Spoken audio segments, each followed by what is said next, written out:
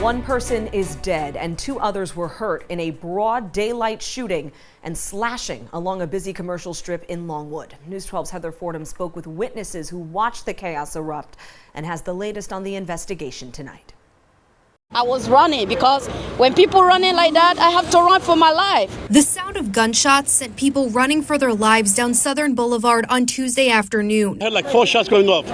So I tried to get some, hide somewhere. Blood stained the sidewalk as police occupied the crowded strip from Westchester Avenue to Aldous Street. Police were called to a report of an assault just before 4 p.m. An 18-year-old was shot in the chest and collapsed in front of a fruit stand on Westchester Avenue. EMS attempted CPR while a 15-year-old who was slashed in the mouth was rushed into an ambulance with blood pouring down his face. A 38-year-old man was also shot in the leg and is expected to recover. Witnesses waiting for the bus described the chaos. I saw 3 young guys in black hoodies, all black, dressed in black, in the masks and everything. 2 of them wearing shorts, 1 had long pants. They came by here, and I think about 5 minutes later, they was chasing this way. They caught 1 guy by here, started fighting. Really scared. You see my body shaking, I'm scared. The afternoon violence shut down businesses along the busy strip of Southern Boulevard, leaving business owners unable to turn a profit, but more importantly, scared for their own safety. Businesses are worried. Some of them are closing up shop early, as you can see behind me. So it puts a small dent in what we're trying to do on Southern Boulevard. Police say they've taken 1 person into custody. They are actively searching for 3 others as this investigation remains ongoing tonight. In Longwood, Heather Fordham, News 12, The Bronx. Heather, thank you. In Coram, where a woman is accused of murdering her boyfriend early Friday morning. Prosecutors say she shot him, killing him in their home. News 12's Logan Crawford reports. Accused of shooting and killing her boyfriend, Ashley Guymont kept her head down as she was taken to court to be charged with second-degree murder. Prosecutors say on Friday at 2:30 in the morning, Guymont shot Alex Carter in the face at their home in Coram on Townhouse Drive. Police say that it started as an argument inside of the apartment between the couple. They say that Guymont then shot Carter and tell us that she's the one that called 911.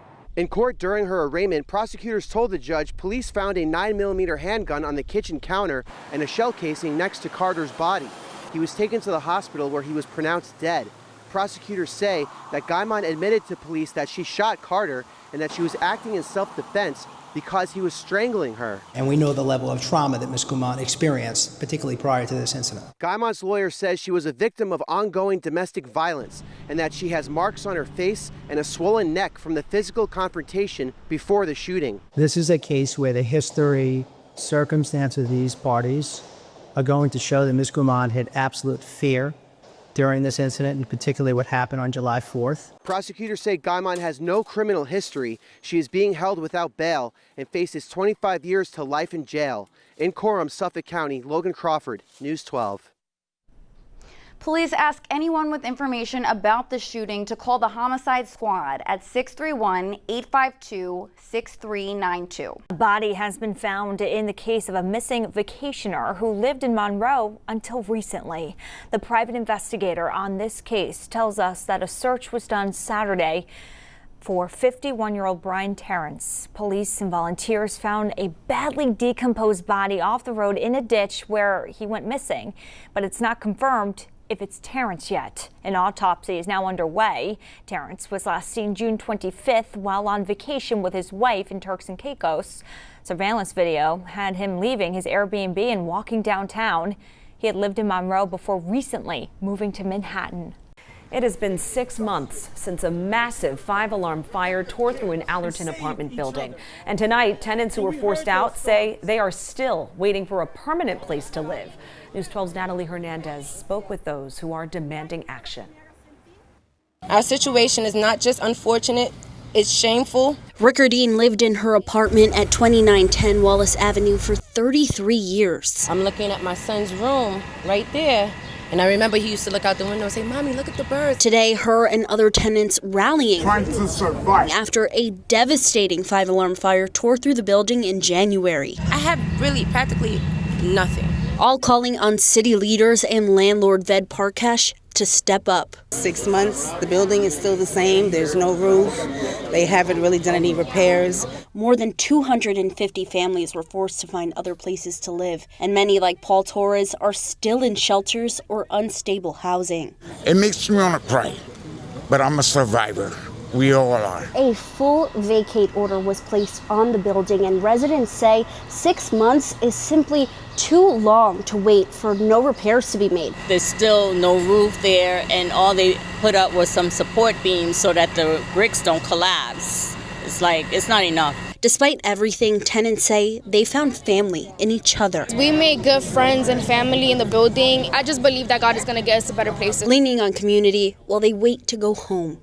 From Allerton, Natalie Hernandez, News 12, The Bronx. Thank you.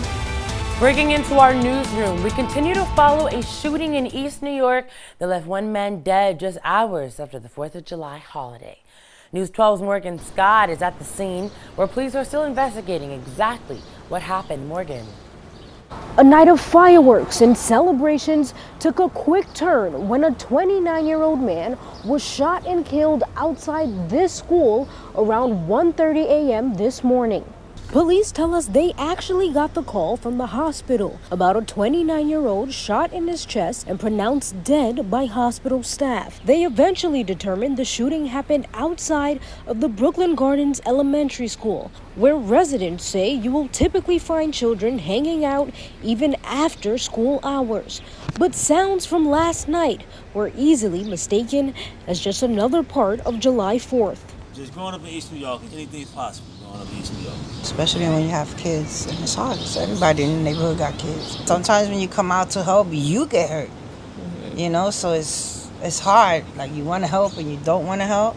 In this neighborhood, it's crazy. Police tell us they have not made any arrest yet, and the people who drove the victim to the hospital have not offered them any information about what happened here.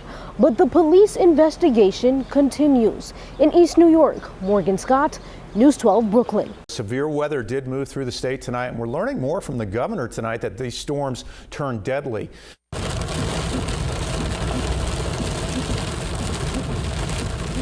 This is what it looked like on the Parkway heading north about a half mile from the Colonia rest stop. You could hear the hail bouncing off the car to go along with rain and lightning in this area. The hail also coming down in Bedminster. It was bouncing off the table of this viewer's backyard.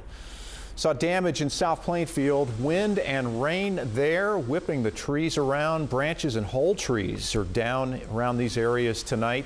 The scene in nearby Plainfield, big tree snapped and fell right on top of a car along Park Avenue and 2nd Street. Another tree down, this one in Raritan Center and Edison, just by our studios here at News 12. And a driver in Greenbrook had nowhere to go after 2 trees came down on Warrenville Road. Now, the winds knocked out power to thousands as of 10 p.m. This is the situation. Over 33,000 PSE&G customers are out. And for JCP&L, that number now down under 10,000. The weather also causing problems for New Jersey Transit. Raritan Valley line service was suspended both ways between Plainfield and Boundbrook because of downed trees across the tracks. And on the Northeast Corridor, service delayed between Trenton and New York tonight for overhead wire issues. A new Windsor man who suffered a heart attack, flatlined on the way to the hospital, and somehow survived, meets the first responder who kept him alive. News 12's Ben Nandy has more from the miracle man and the hero paramedic. 65-year-old Carlo Macarulo tells me he was doing some work out back when the pain hit. This was last Wednesday. Some stomach pain, which I thought was indigestion. He went inside to rest, didn't think much of it. His wife Tina eventually assisted. They called for an ambulance. If they had waited much longer to do that, Carlo would probably be dead right now. His heart actually stopped for about 4 minutes. A New Windsor EMS crew cut off Carlo's shirt and shocked him back to life on the way to the hospital in Newburgh. Did an emergency stent operation on my main artery. They call it the Widowmaker. Just wanted to thank the New Windsor team for saving my life. I go with the Macarulo family to thank the New Windsor EMS team in person. How you feeling? Good. Good? Good. Yeah. It's good to hear. I can't thank you enough. Yeah, of course. Of course. I'm glad everything went well. It's good. Paramedic Nick Seymour kept Carlo alive in the back of the ambulance. What were you thinking? Were you getting nervous? Were you like, okay, this is it? This is Yeah, something like, yeah, some choice words like that. Definitely. I did all my training here with a paramedic supervisor here, so he taught me everything and I knew exactly what to do.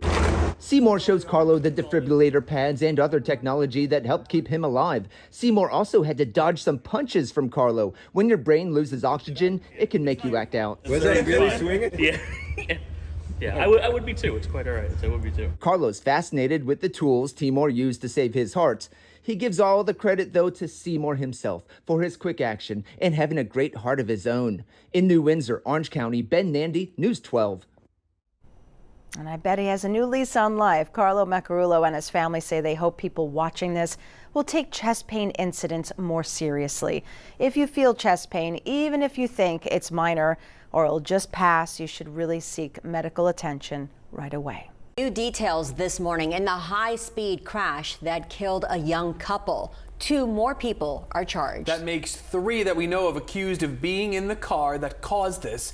News 12 New Jersey's Kimberly Buck is live in Toms River near where it happened. Kimberly. Good morning to you, Nick and Sima. Yes, this is the intersection behind me where this fatal crash took place in March. If I step out of the shot, you might even be able to see those memorial items that were left behind. 18-year-old Jake Beauchamp of Barnegat and 20-year-old Ryan Rivera of Toms River are now charged in connection with this crash.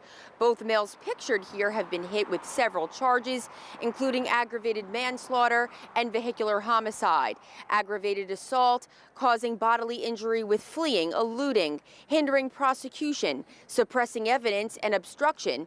Prosecutors say the pair were passengers in the car during the crash.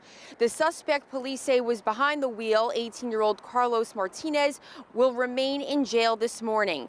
His defense attorney had been pushing for home confinement. Court documents allege that he was driving drunk without a license and blew a red light on Route 37, slamming into another car back in March. Evan Fiore and Kylie Armstrong were killed. During a hearing yesterday, a judge ruled Martinez was too much of a danger to set him free. Certainly, when exposure is that high, a defendant is more of a flight risk, and there's less supervision in the home. Additionally, if he's on home detention, there's no indication he won't get in a car and drive, Judge. There is no way that somebody can identify who was driving that vehicle. And I'm only saying that, Judge, for the purposes of saying that there are proof problems in this case. This whole situation has rocked the community of Toms River, and the prosecution said that evidence that they've obtained shows Martinez and his friends regularly driving at high speeds and away from police for fun. His next hearing is scheduled for August 7th. That's the latest in Toms River. Kimberly Buck, News 12, New Jersey.